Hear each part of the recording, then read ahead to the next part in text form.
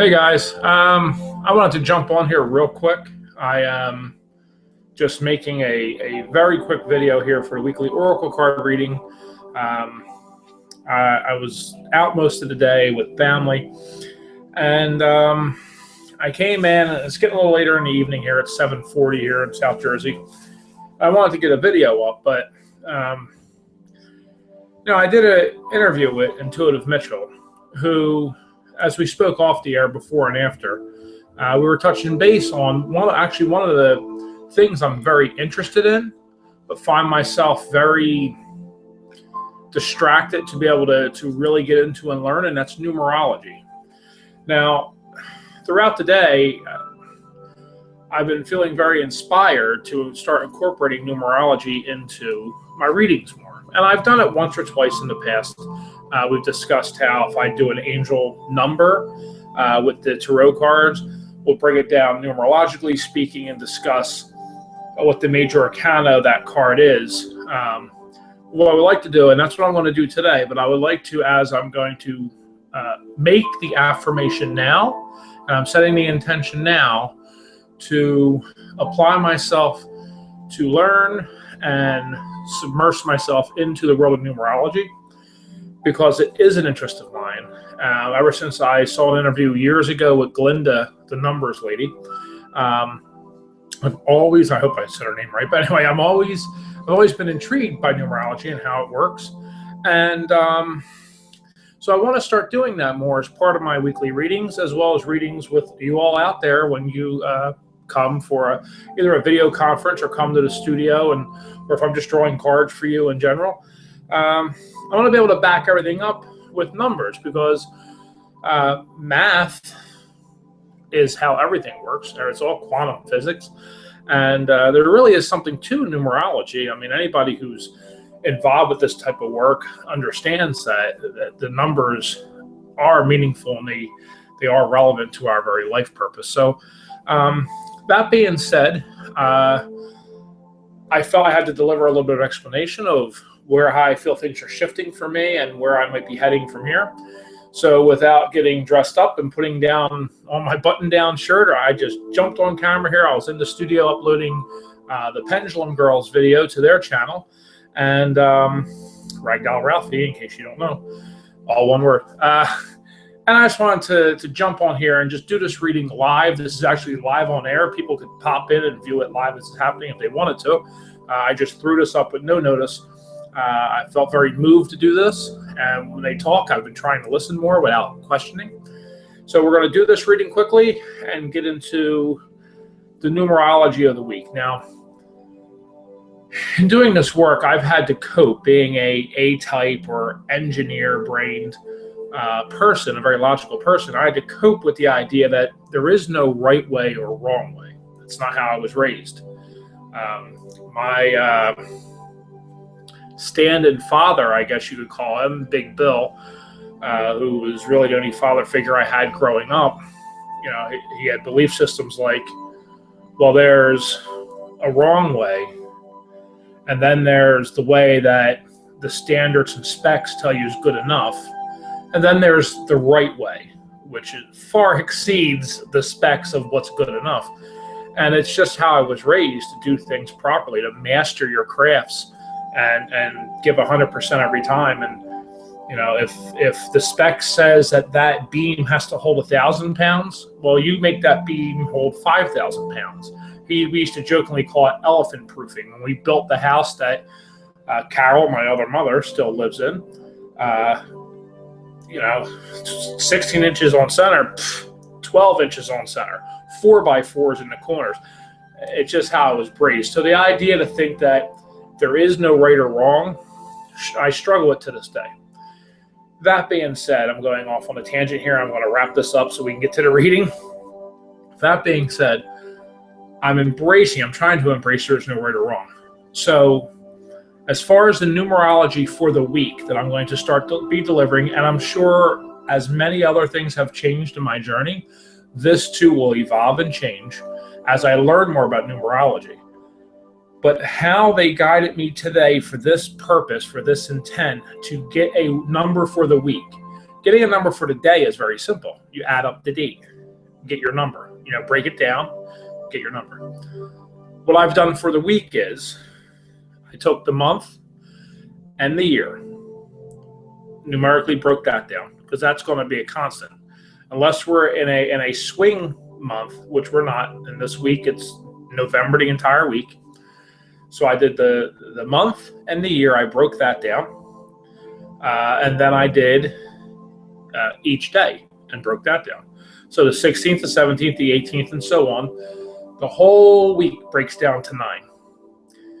Now, when I've done this in the past, I said that I would not break it down below any number that is contained in the major arcana for the purpose of numerologically drawing a major arcana card to give a feel for what's happening. Because major arcana, for those of you who don't know, are the 21 or 22, depending on what deck you're using, cards that depict life change. Whereas the 4 suits in Tarot and Angel Tarot are more your everyday things. What they inspired me to do was, well, first of all, you should never break down. There's that should word. Typically speaking, you don't break down a number that is a 22 or an 11 because that's a master number.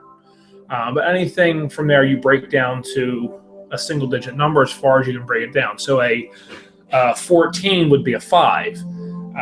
16 would be a 7. 22 would, well, that's a bad example. A 24 would be a 6. And that's how you get the number. And that number holds a vibration.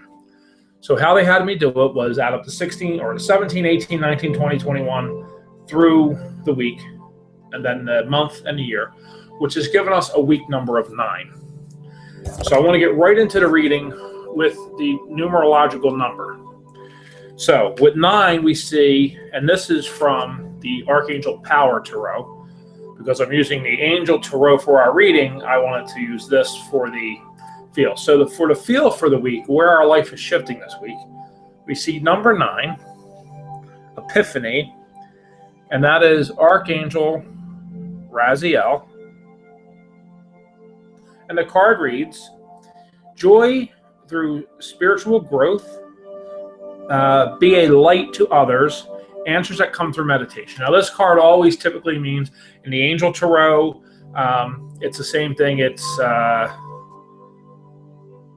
Hermit and the Angel Tarot. And it's the same thing. Seek your truth through meditation. Bring in that meditation. This is what's been coming up so much in our readings lately, is about the getting back to meditation, because that is how, it's one of the ways, but it's the stepping stone to getting back in touch with your inner self. And as you work with that, your higher self, and as you work with that, your, what I am terming, your universal self, the end of you that exists in the other realm, your higher self, but on its plane where it exists with the rest of the Christ consciousness, Christ not being a religious term or a denominational term. For some people are more comfortable with the collective consciousness. It's how you exist within that thing. And that journey starts by going inward and connecting to your inner self, then your higher self. Then as you get open and more enlightened, you can connect to your universal self, which is the term that I've been given for it by the collective. And that's something that I will be talking about more. I'm going to be starting some channelings that are working towards manifesto, I guess. I don't want to call it a book, because it's going to be a collection of channelings dealing with working through this process of connecting to your higher self directly from the angelic collective, my guides, guardians, ascended masters, teachers, to help people who aren't sure where to go or how to do it. I'm certainly not fully sure how to do it. I'm a human like everybody else, and I get stuck with, I've got the meditation thing kind of down, but I'm not regular with it, certainly. And that's like, well, where do we go from here? So they're going to be channeling that information through me, and I'll be assembling it at some point in time here as they give it to me. And once they're sure that it's together, the information they want to give in this volume, I'll then hopefully be guided with what to do with it from there. So joy through your spirituality. The work we're doing as light workers, certainly, which is why I got on that tangent about the book, whatever, manuscript, whatever. But the key to that is to connect. So that's the tone. I've gone very long-winded here, a lot longer than I ever meant to. So I want to jump into the rest of the reading now and wrap this up because I know everybody has stuff to do. Most of you are seeing us on a Monday, and Mondays are very busy.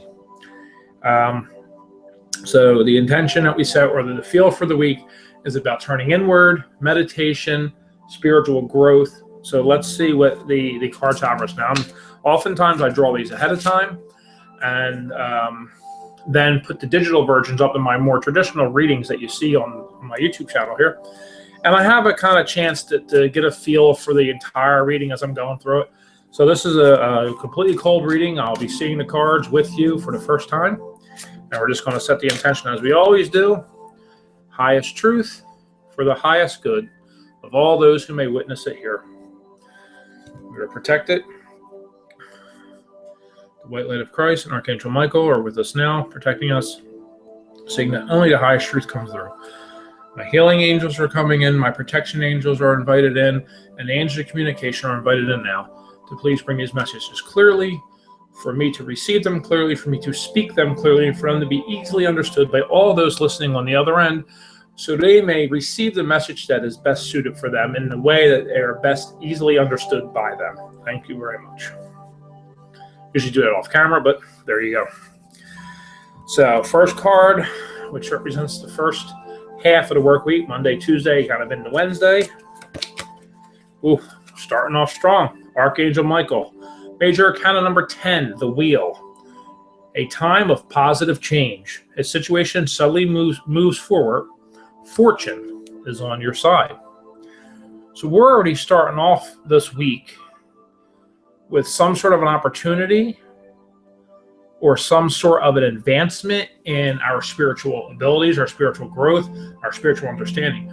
We're starting out with a sudden jar forward, a sudden motion forward. So one more time, I'll read the card. A time of positive change, a situation suddenly moves forward. Fortune is on your side. So with that card coming up as the beginning of the week, we already know the angels are working with us through this week, which means it's going to be good, powerful stuff. We just have to be open to receive. They say yes, yes, yes.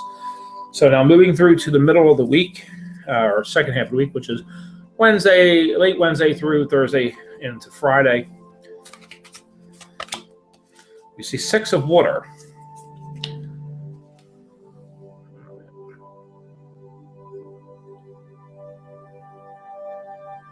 And memories from your childhood, memories from your history or childhood, issues regarding children, romanticizing the past. As we go through these spiritual journeys, as we go through the spiritual enlightenment, this is forgive me, they just started going. I like to kind of warn people. They're trying to talk with this particular card, so I'm just going to let them, so bear with me. I'll try to stay close to the mic as I rock, because that's what happens. I want to be sure it's audible for everyone who has to hear this message. As you move through this work, we will say to you now, as you move through this work, you will be heightened. Your energy will be risen. But your energy can only rise so much. It hits a ceiling, if you will, and that ceiling must be released. These things that we harbor, the things that are deep inside us that we hold on to, the grief, the pain, things from our past, lost loved ones, lost relationships, lost partners in our life. These things weigh us down like anchors. And as we try to lift and elevate our souls, lift and elevate our energies, we hit, well, we use the word we hit bottom. But what we mean by that is the bottom is weighing us down. We cannot break through that glass ceiling, if you will. As we process these energies and as you expand, enlighten, and ascend, your energies can't help but want to purge things that no longer serve you. So don't be surprised as you move through this time of this energetic change in your spiritual journey that you bring up these memories, I'm struggling for the word, which means you're trying to use words that's not in my normal vocabulary. I apologize. The circumstances and situations that are coming up for you now are things that you must release. You must process, release, forgive, and gain freedom. We visited this on a reading not long ago with Daniel, and we are reiterating it now for you. You must let these things go. You must process these things and release them. Not because, again, we will reiterate once more, not because these people may deserve your forgiveness or these people may deserve your love, but because you don't deserve to be held back by these pains and by those feelings and by the sensations that they cause you when they are brought up into your forefront consciousness of reality. So we say to you now, release these things, which will help you expand and extend all of your psychic abilities, all of your psychic reach, and all of your spiritual awakening. It is, I mean, they just got to, I completely just cut them off for a second. I just got that beep, which is another way they communicate with me that we're on the right track when we're saying something. So that's pretty awesome. I lost him now. I was totally rude. I apologize for that. I just jumped in there. All we will merely say, since Daniel wants to move on with what he has to say, is simply that all these things must be released and renewed. So as you move through the second part of this week, and these energies are riding high for you, understand that for some people, some challenging thoughts, issues, or memories may come up. Oftentimes, we will hold on to these things like a comfort blanket, remembering a better time that maybe no longer is better, or remembering the good parts of someone who did us wrong. And these are things that are coming up for you because it's time for you to set them free, for they are holding you back and keeping you prisoner. Even if these memories are memories that you somehow have a fondness for, you somehow don't want to let go of a memory of somebody who hurt you because deep down you still love them. And we say to you now, it is okay to still love them. It is okay to have a part of your heart still resonating with the vibration that you shared with that person. However, the part of that sensation, the part of that experience that is keeping you back, the hurt must be released. The love can stay behind forever and for always. Love is a very high vibrational experience. It is exponentially higher than most other emotions that you experience as a human being. So you can maintain all of the love you have, but it's imperative that you release the anger, the hatred, the betrayal, all those things that are just tying you down to the earthly realm, so you may glow and shine from the inside like the divine being that you are. And for those of you out there who still are in denial that you are in fact a divine being, we say to you once more, you are created by a creator within his image. Therefore, you too are a creator. Now, we are not saying that you are God, but we are saying that you are of God. You are of the truth that is God, and therefore you are divine. No different than we who are channeled through Daniel are divine beings. We too were created by the truth of what you call God, yet we are too divine beings. You call on us, you pray to us, you ask for our assistance because we are divine beings, and we will say to you now that you too are divine beings. And it is in the understanding of that truth will you only be able to elevate yourself beyond the barriers that you have set forth for yourself.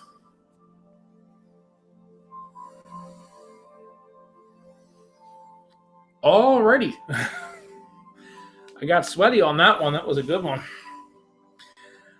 Got a little lightheaded. Okay, well, you never know what's going to happen.